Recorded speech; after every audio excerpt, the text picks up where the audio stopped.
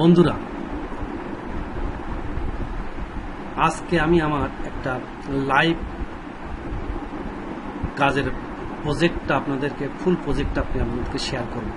আমার কাছে অনেকে জানতে চেয়ে, অনেকে বলেছে ভাইয়া আপনি অনেক দিন যাবত কাজ করেন, আমাদেরকে একটু জানান, শেখান। তাদের জন্য মূলত আপনি ফটোশপটা প্রথম ওপেন করুন। ফটোশপটা ওপেন হবে।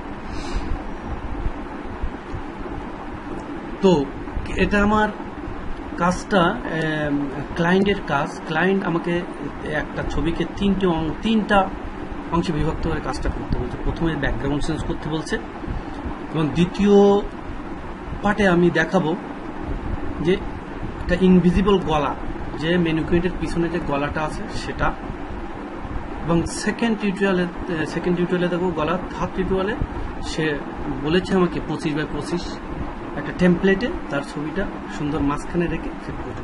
তো এই টিউটোরিয়ালটা আমি তিনটে পার্টে বিভক্ত করব। প্রথমে ব্যাকগ্রাউন্ড চেঞ্জ, দ্বিতীয় হচ্ছে ইনভিজিবল অংশ, পিছনের যে ম্যানিকুইনের গলার অংশটা কিভাবে তৈরি করতে হয়, এবং থার্ড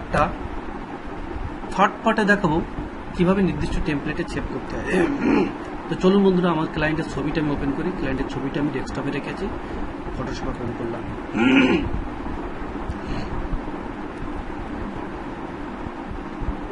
বন্ধুরা বলে রাখি, ব্যাকগ্রাউন্ড চেঞ্জ করার জন্য আদর্শ পদ্ধতি হচ্ছে পেন টুল। আমি বিশদ ব্যাপারে পেন টুল সম্পর্কে বলবো না, আমি অন্য টিউটোরিয়ালে দেখে নেবেন এবং জানতে চাইলে। পেন টুল হচ্ছে আদর্শ পদ্ধতি, এটুকু আপনারা শুধু জানেন এবং সব কাজ পেন টুল দিয়ে করবেন। আমি পেন টুলটা সিলেক্ট করলাম এবং কাজের সুবিধাতে ট্যাপ চাপলে সব টুলগুলো চলে যাবে। তো একটু স্ক্রিনটা বড় হয়, প্রয়োজন মতন আপনি জুম করে নেবেন।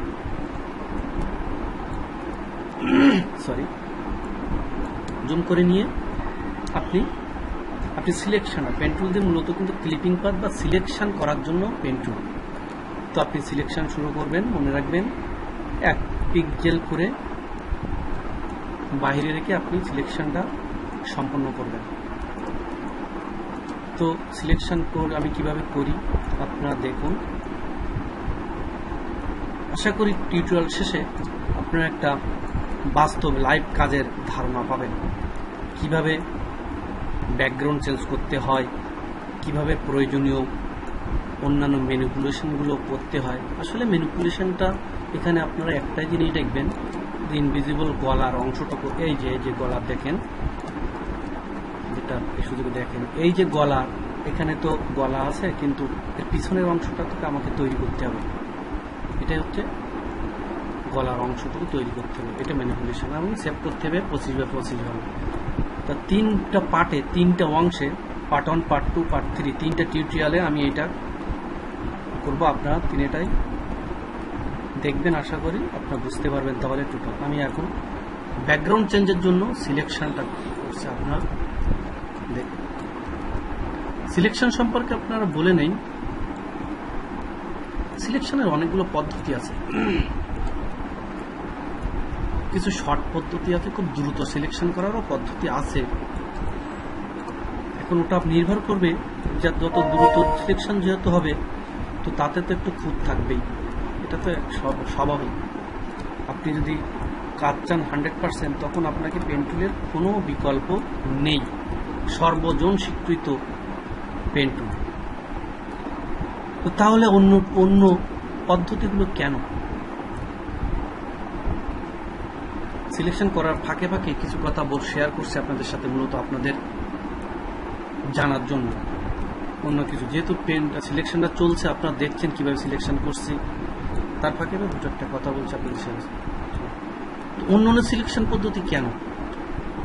সাপোজ ধরুন আপনার ক্লায়েন্টের বাজেট অনেক কম, সে বলছে কোনো রকমে সিলেকশন করে ব্যাকগ্রাউন্ডটা চেঞ্জ করে দাও, আমার হাজার ছবি আছে, আমার অত ভালো দরকার নেই। যেহেতু পেন টুল যেহেতু আদর্শ পদ্ধতি, ভালো পদ্ধতি, সময় সাপেক্ষ ব্যাপার, অবশ্যই সময় লাগবে এখানে, ম্যানুয়ালি কাজ। আর অন্যান্য সিলেকশনগুলো ম্যানুয়ালি না, অন ক্লিক অথবা কিছু টেকনিকের মাধ্যমে দ্রুত করা সম্ভব। কিন্তু ওই যে বললাম, ওটা 100% না, আবার অনেক সময় খুব ভালো সিলেকশন হতে পারে পদ্ধতিটা ভালোভাবে জানলে। তারপরেও তাতে কিছু খুঁত থাকবেই। তো এই সিলেকশন সম্পর্কে যদি অন্য পদ্ধতিগুলো আপনাদের মনে হয় যে সেগুলো জানার দরকার, অবশ্যই জানার দরকার, কারণ আমিও জানি অন্যান্য পদ্ধতিগুলো, কিন্তু প্রয়োজনে কিছু সময় কাজে লাগাই, কখনো কাজে লাগাই। তো সেই সিলেকশন পদ্ধতি আরও অনেকগুলো পদ্ধতি আছে, এগুলো যদি আপনাদের প্রয়োজন হয় আপনারা আমাকে জানাবেন। আমার ফেসবুক পেজে নিচে কমান্ডে, আমার ইমেলে, মোবাইলে, ভাইবারে, হোয়াটসঅ্যাপে, স্কাইপিতে আপনার যেটা সুবিধা আছে আমি আপনাদের জানানোর চেষ্টা করব। দেখুন, পেন টুলটা দিয়ে সিলেকশন আসলে একটু সময় সাপেক্ষ করে। এজন্য যেসব ক্লায়েন্ট ভালো কাজ চায়, পয়সা বা তাদের বাজেট একটু বেশি থাকে, তাদের জন্য তো আপনাকে একটু ভালো করে কাজটা করতে হবে, তাই না? আর যারা ক্লায়েন্ট বলে দেয় আমাকে দ্রুত কাজ করে দাও, কিন্তু পয়সার লিমিটেশন তাদেরও থাকে, অনলাইন কাজে সব পয়সার লিমিটেশন তো অবশ্যই থাকে, তাদের জন্য সিলেকশন। তবে বেশিরভাগ আপনি আপনার স্যাটিসফ্যাকশনের জন্য আপনি পেন টুল দিয়ে সিলেকশন করেন। বলে রাখি, প্রসঙ্গক্রমে অনেক সময় আপনি দেখবেন ক্লিপিং পাথ চায়। যদি কোনো ক্লায়েন্ট ক্লিপিং পাথ চায় তাহলে কিন্তু আপনার অন্য কোনো অপশন নাই পেন টুল দিয়ে কাজ করা ছাড়া। তখন আপনাকে মূলত ক্লিপিং পাথটাও কিন্তু এই ব্যাকগ্রাউন্ডের যে কাজটা করছি এটাও one kind of clipping path. আপনি ক্লিপিং পাথ হিসেবে যদি সেভ করে রাখেন তাহলে এটা ক্লিপিং পাথ হিসেবে থাকবে। এটা একটু ক্লিপিং পাথ হিসেবে সেভ করে রাখলে আপনি ক্লিপিং পাথটা থাকবে। ক্লিপিং পাথটা থাকলে পরবর্তীতে আপনি কাজে লাগাতে পারবেন। দেখেন, আসলে আমি চাইলেও কিন্তু এটা পেন টুল দিয়ে খুব দ্রুত কাজ করতে পারছি না, কারণ আমাকে একটা মেজারমেন্ট মাপ নিয়ে কাজটা এগিয়ে যেতে হচ্ছে। সো পেন টুলের কাজ আসলে সময় সাপেক্ষ ব্যাপার। তবে রেজাল্ট আপনি, সরি আমার একটু ভুল হয়ে গেছে, আমি লাইন মিস করছি, রেজাল্ট আপনি ভালো পাবেন এটা নিশ্চিত, কারণ অন্য কোনো ওয়ে নেই, এর চেয়ে ভালো করার অন্য কোনো ওয়ে নেই। পেন টুলের উপরে অন্য কোনো সিলেকশনের কোনো ওয়ে নেই। আপনার কিনারা, আপনার এজ ডিটেকশন স্মুথ হবে। তো আপনি মূলত সবসময় কাজগুলো পেন টুল দিয়ে করার চেষ্টা করবেন। ক্লায়েন্ট স্যাটিসফ্যাকশন তো আপনার দরকার, কি দরকার কিনা। ক্লায়েন্ট যদি আপনার কাজে খুশি হয় পরবর্তীতে আপনি আবার কাজ পাবেন। সেজন্য ক্লায়েন্টকে স্যাটিসফ্যাকশন করার জন্য আপনি মূলত পেন টুলের কাজটা করবেন, যাতে আপনার কাজটা ভালো হয়।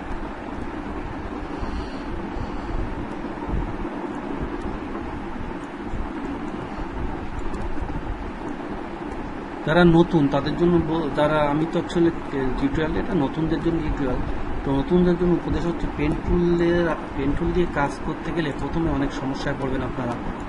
তো আমার উপদেশ হচ্ছে আপনারা পেন টুলটাকে বেশি পরিমাণ ব্যবহার করবেন। হ্যাঁ, এইভাবে কয়েকটা কাজ করতে করতে দেখবেন আপনার পেন টুলের হাতটা ভালো হয়ে আসছে। তো আপনারা অবশ্যই পেন টুল দিয়ে বেশি বেশি কাজ করবেন, যাতে আপনার হাতটা ফ্রি হয়ে যায়। অনেকে পেন টুল দিয়ে অনেক দ্রুত কাজ করতে পারে। পেন টুল দিয়ে অনেক দ্রুত কাজ করতে পারে, তাদের অভ্যাসের উপরে হয়ে গেছে। আমার চেয়ে অনেক দ্রুত কাজ করতে পারে পেন টুল।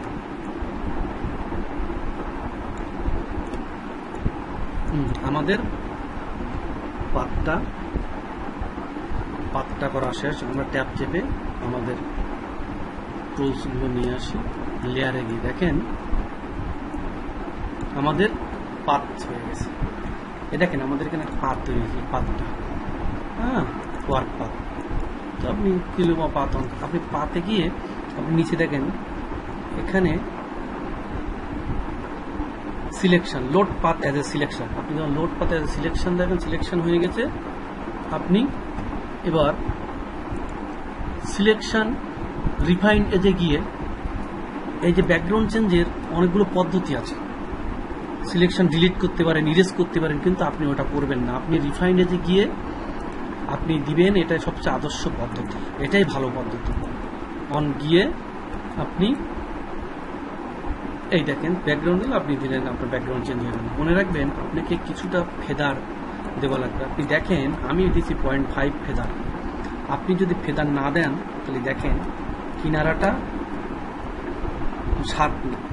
আপনি যদি 0.5 দেন, আপনি দেখেন একটু পরিমাণ হালকা ফেদার দিয়ে দেন, দেখেন স্মুথ হয়ে গেছে। এবং output new layer with layer marks আপনি সিলেক্ট করে ওকে দেবেন।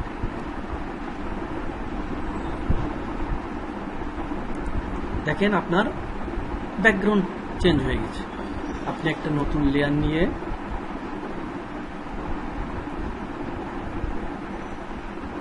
কন্ট্রোল ডিলিট দিয়ে ব্যাকগ্রাউন্ড চেঞ্জ সাদা করে দিলেন,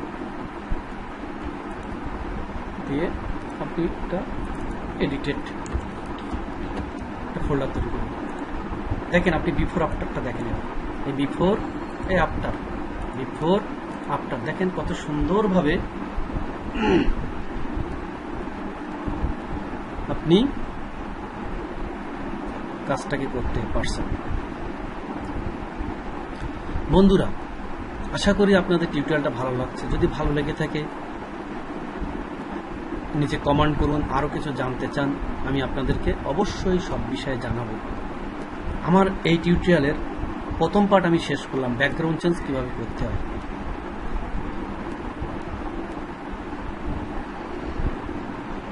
প্রিয় বন্ধুরা, পূর্বের টিউটোরিয়ালের ধারাবাহিকতায় আমি এখন এই টিউটোরিয়ালে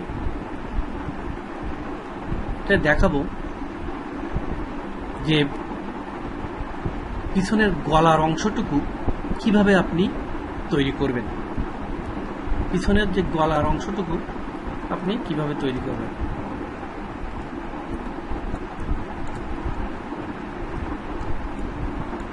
এই অংশটুকু আপনি কিভাবে তৈরি করবেন।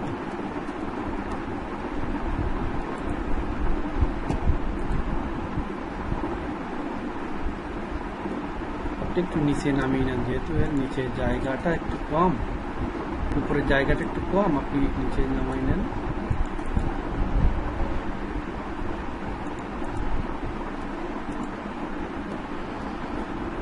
আপনি এবার পিছনের অংশটা তৈরি করতে কিভাবে দেখেন, কিভাবে তৈরি করবেন। যেহেতু গলার একটা অংশ এখানে আছে, এই কালারের সাথে সঙ্গতি রেখে আপনি একটা লেয়ার নিয়ে সেই লেয়ারে এই অংশটুকু ফিল আপ করতে থাকেন।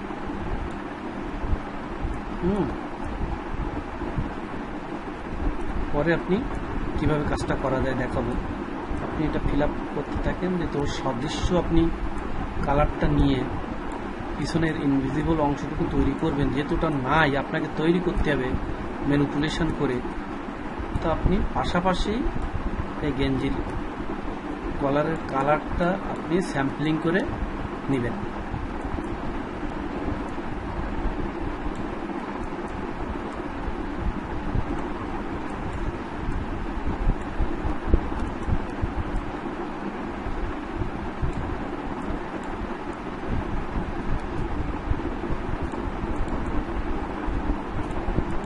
কি বন্ধুরা, বোঝা যায়? না বুঝতে পারলে আমাকে জানাবেন। এটা কিন্তু আপনাদের জন্য করা টিউটোরিয়াল। আপনারা যদি নাই বুঝতে পারেন আমার টিউটোরিয়ালের কি কোনো মূল্য আছে বলেন? আপনারা অবশ্যই না বুঝতে পারলে জানতে চাবেন। আপনারা জানলেই আমারও ভালো লাগবে, কারণ এটা শুধু শুধু কষ্ট করে আমি উঠালাম, আপনারা দেখলেনও না বা আপনারা কিছু শিখতে পারলেন না, তাহলে আমার কি হয়? আমি যে আপনাদেরকে জানানোর চেষ্টা করছি কি কি কারণে বলেন। আমি দেখেন এখানে স্যাম্পলিং করে পিছনের অংশটুকু তৈরি করার একটা, যেহেতু নাই, তা আমার মতন করে আমি চেষ্টা করছি যে কিভাবে এটা তৈরি করতে পারি। আশা করি সুন্দর হবে। আপনারা দেখেন সুন্দর হবে, নিশ্চয়ই সুন্দর হবে।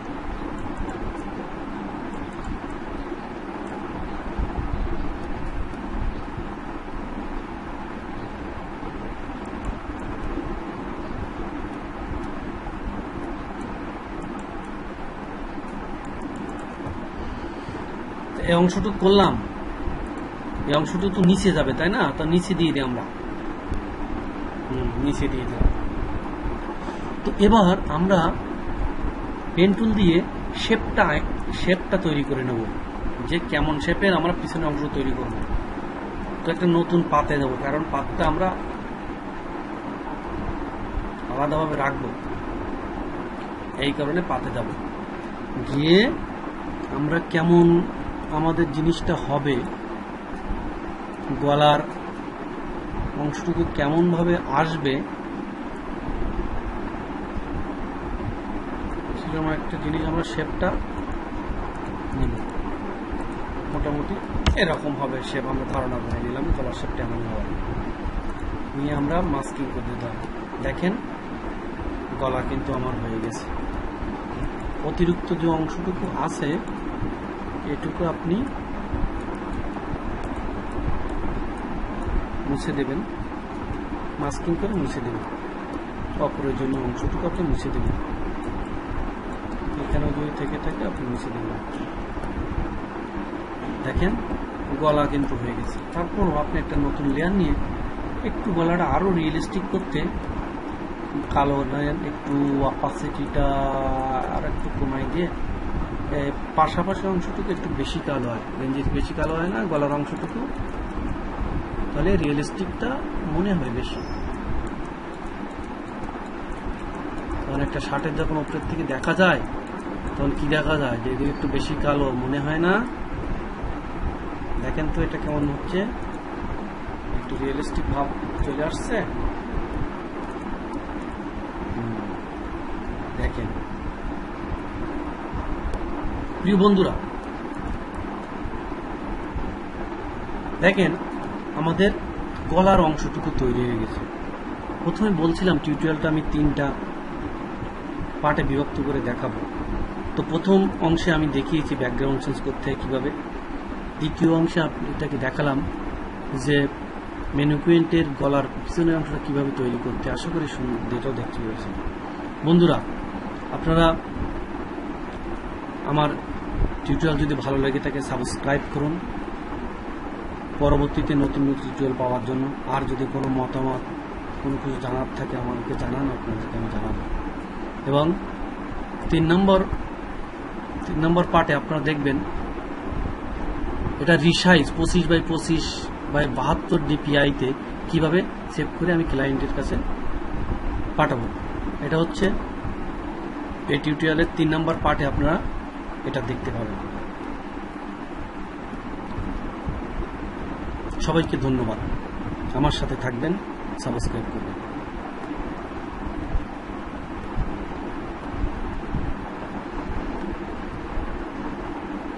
তাহলে বন্ধুরা, প্রথম পার্ট ব্যাকগ্রাউন্ড চেঞ্জ, দ্বিতীয় পার্ট তার গলাটা তৈরি, তৃতীয় পার্ট আপনি কিভাবে এখন 25x25 ইঞ্চিতে সেভ করে ক্লায়েন্টের কাছে পাঠাবেন সেটা দেখবেন। প্রথমে আপনি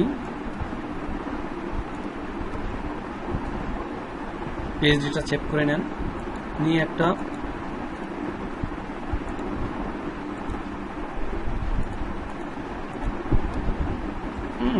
নাম দিয়ে আপনি একটা জেপিজিটা সেভ করবেন।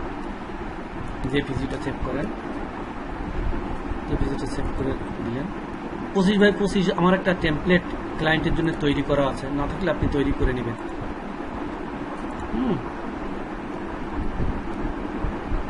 আপনি এখানে আপনি যেটা রাখছেন সেটা প্লেস করে দেন। প্লেস করে দিলে ওটা মিডিলে অটোমেটিক মধ্যখানেই চলে আসবে। আপনি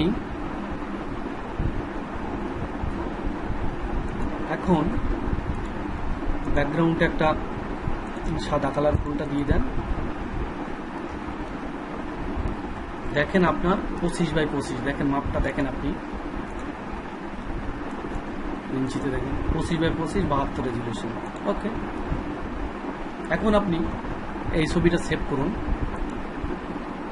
সেভ অ্যাজ।